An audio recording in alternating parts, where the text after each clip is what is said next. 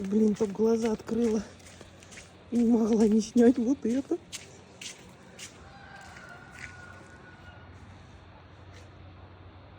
Ой, вообще так здорово. Такая красота.